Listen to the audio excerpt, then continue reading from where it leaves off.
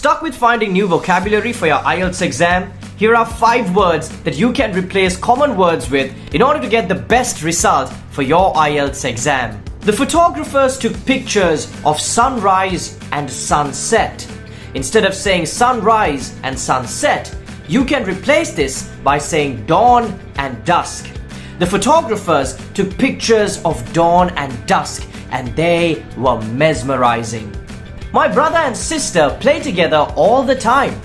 Instead of saying brother and sister, you can call them your siblings. My siblings like to play together all the time.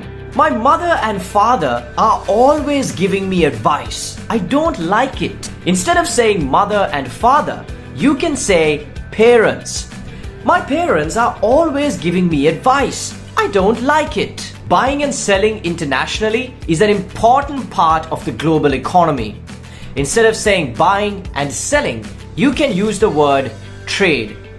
International trade is an integral part of the global economy. The food was spicy and salty and it tasted delicious. Instead of saying spicy and salty, if you find food that is simply yummy, you can use the word savory.